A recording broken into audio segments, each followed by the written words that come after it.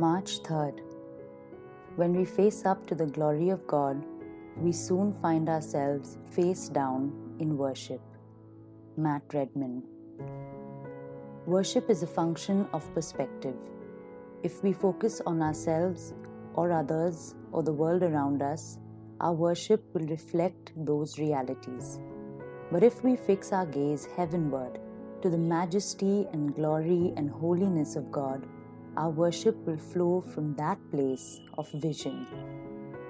When we are overwhelmed by who God is, our whole beings, body, soul, spirit will respond.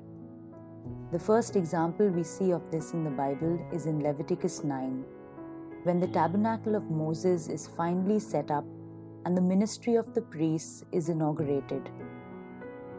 Moses and Aaron then went into the tent of meeting. When they came out, they blessed the people, and the glory of the Lord appeared to all the people.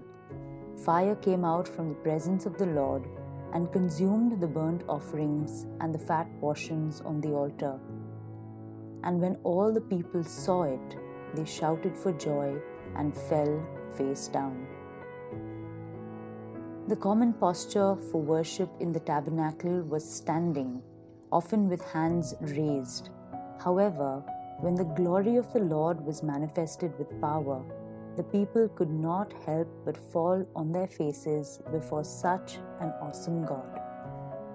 Their hearts were overwhelmed by His presence, and their bodies responded in humility and amazement. Matt Redman writes, "Face-down worship always begins as a posture of the heart. It is people so desperate for the increase of Christ that they find themselves decreasing to the ground in an act of reverent submission. When a soul is so captivated by the Almighty, to bend low in true and total surrender seems the only appropriate response." Today, why don't you find a few moments where you can be alone and fall face down before God?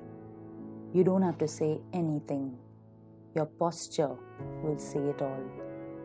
Let it be your act of worship today.